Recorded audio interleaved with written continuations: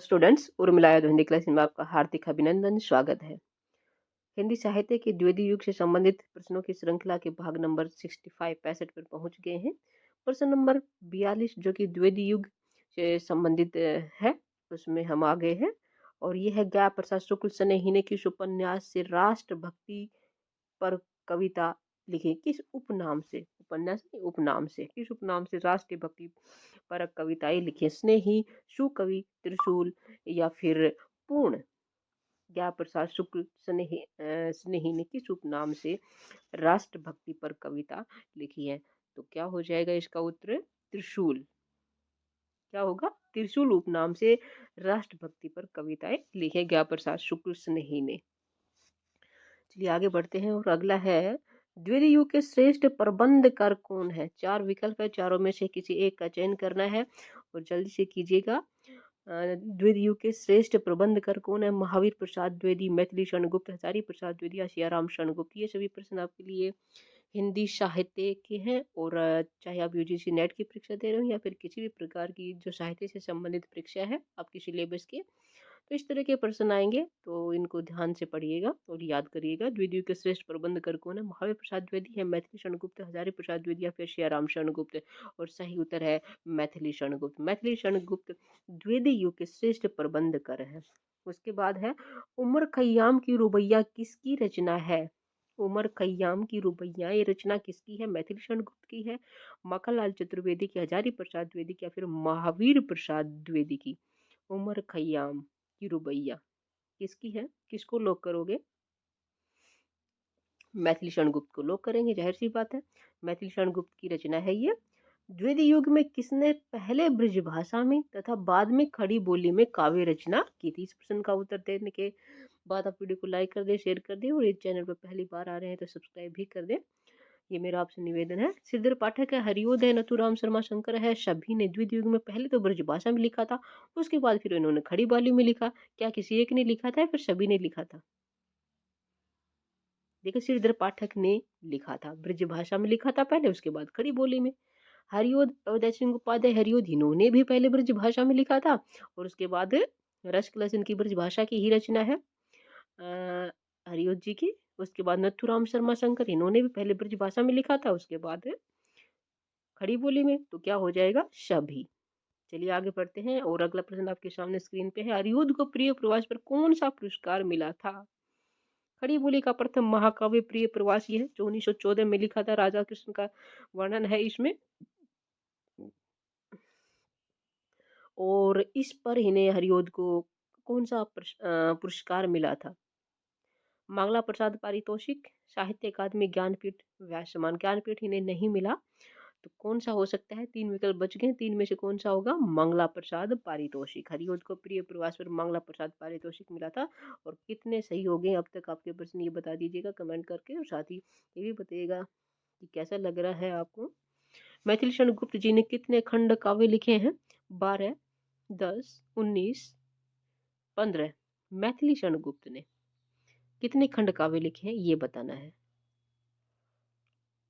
खंड काव्यों की संख्या कितनी है मैथिली शरण गुप्त की? 10 है, 12 है, 15 है या फिर 19 है? कितनी है? 19 है। आप कमेंट करते रहिएगा। प्लासी का युद्ध रचना है श्याम नारायण पांडे की, मैथिली शरण गुप्त की, सियाराम शरण गुप्त की या फिर माखनलाल चतुर्वेदी की। प्लासी का युद्ध ये रचना किसकी है? प्लासी का युद्ध मैथिली शरण गुप्त की है। किसकी है? मैथिली शरण गुप्त। शाबाश, जिसने भी प्लासी का युद्ध मैथिली शरण गुप्त की रचना बताई है, बहुत अच्छा, वेरी गुड, शाबाश। अगली है गोल्ड स्मिथ के द ट्रेवलर का अनुवाद श्रांत पथिक नाम से किया। किसने किया था? गोल्ड स्मिथ की रचना है जो पाश्चात्य लेखक है, द ट्रेवलर, इसका अनुवाद किया था श्रांत पथिक नाम से। किसने किया था? श्रीधर पाठक ने, हरिओद ने, रामचरित उपाध्याय ने या फिर डॉक्टर नगेंद्र ने? किसने किया था? आपकी तरफ से कौन हो सकता है? श्रीधर पाठक। कौन है? श्रीधर पाठक। श्रीधर पाठक ने गोल्ड स्मिथ के द ट्रेवलर का अनुवाद श्रांत पथिक नाम से किया था। उसके बाद प्रश्न नंबर हम पहुंच गए हैं 50 पे। जकी उपनाम से कविता कौन करते थे, वो भी उर्दू में? जकी उपनाम से उर्दू में कविता करते थे कौन? जगन्नाथ दास रत्नाकर करते थे, मुकुटधर पांडे या शांति प्रिय द्विवेदी या रामचरित उपाध्याय। देखिए, जैसे जगन्नाथ दास और जैसे जकी, तो क्या हो जाएगा? जगन्नाथ दास रत्नाकर। जैसे जगन्नाथ दास, जैसे जकी। द्विवेदी युग के श्रेष्ठ गीतकार कौन है? प्रबंधकार तो कौन थे? मैथिली शरण गुप्त थे। अब गीतकार आया है, श्रेष्ठ गीतकार कौन है? मुकुटधर पांडे हैं, या फिर मैथिली शरण गुप्त है, या सियाराम शरण गुप्त, या कह पुरुष है? दोनों, मुकुटधर पांडे और मैथिली शरण गुप्त। द्विवेदी युग के सर्वश्रेष्ठ परगीतकार कौन है? मुकुटधर पांडे, मैथिली शरण गुप्त, सियाराम शरण गुप्त। कौन है? दोनों ही है। कौन दोनों? मुकुटधर पांडे और मैथिली शरण गुप्त, दोनों ही श्रेष्ठ परगीतकार हैं। उसके बाद है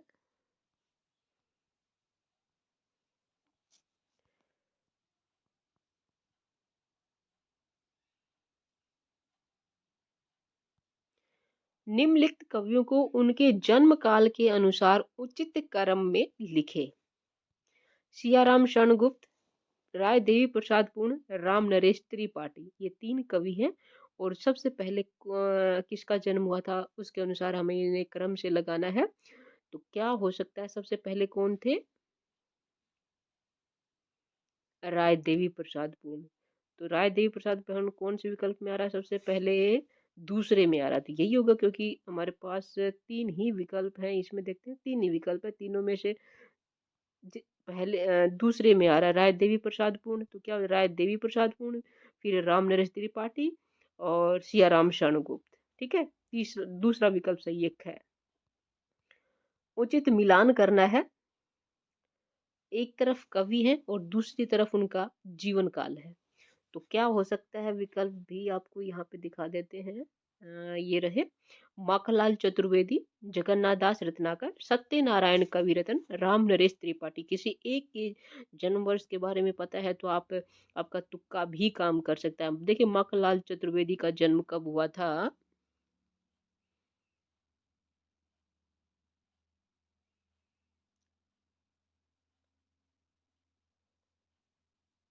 सोचो।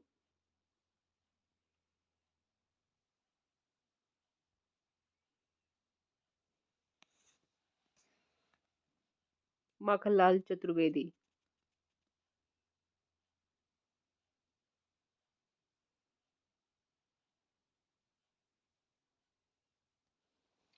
मेरे अनुसार यहाँ पे है तीसरा सी।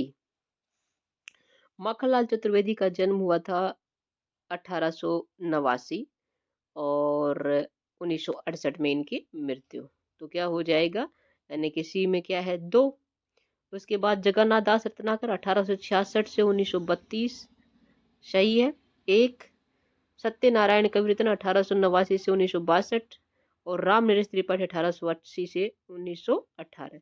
तीसरा विकल्प सही है, माखनलाल चतुर्वेदी 2 नंबर 1889 से 1968। जगन्नाथ दास रत्नाकर, इनका जन्म हुआ 1866 से 1932। सत्यनारायण कविरत्न, ये 1889 से 1962 और राम नरेश त्रिपाठी 1880 से 1918। ठीक है, ये मिलान हो चुका है।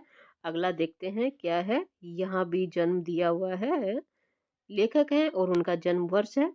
बाल कृष्ण शर्मा नवीन, सियाराम शरण गुप्त, सोहनलाल द्विवेदी और ज्ञा प्रसाद शुक्ल स्नेही। ये बाल कृष्ण शर्मा नवीन। देखिए, बाल कृष्ण शर्मा नवीन का जन्म कब हुआ था? 1897 में जन्म हुआ था इनका। तो 1897 कहा है? तीसरे विकल्प में 1897 यहाँ पे कौन से में है? डी नंबर पे 3 है, ये हो सकता है। सियाराम शरण गुप्त, इनका जन्म हुआ था 1895 में। 1895 कौन से में है? 1 नंबर पे है, तो 1 नंबर यहाँ पे। ठीक है। उसके बाद सोहनलाल द्विवेदी, इनका जन्म हुआ था 1905 में। 1905 4 में दे रखा है 4। ज्ञा प्रसाद शुक्ल सनी 1883 से 1972, बिल्कुल सही है। तो सनही 1883 से 1972, सोहनलाल द्विवेदी 1905। ठीक है, 3 1 4 2, ये मिलान हो गया है। आगे बढ़ते हैं। एक भारतीय आत्मा किसको कहा गया? माखनलाल चतुर्वेदी, मैथिली शरण गुप्त, सियाराम शरण गुप्त या फिर महात्मा गांधी? सभी को पता है एक भारतीय आत्मा पुष्प की अभिलाषा बहुत प्रसिद्ध कविता रही है, भक्ति परक है, राष्ट्र भक्ति परक है। तो ये माखनलाल चतुर्वेदी को एक भारतीय आत्मा कहा गया है। कौन है? माखनलाल चतुर्वेदी। सन 1936 में मैथिली शरण गुप्त को राष्ट्र कवि की उपाधि से किसने विभूषित किया था? राष्ट्र कवि की उपाधि मिली थी किसको? मैथिली शरण गुप्त को। कब मिली थी? 1936 में भारत भारती पर मिली थी। और किसने दी थी उपाधि, ये बताना है। और इसका सही उत्तर है महात्मा गांधी। महात्मा गांधी ने दी थी।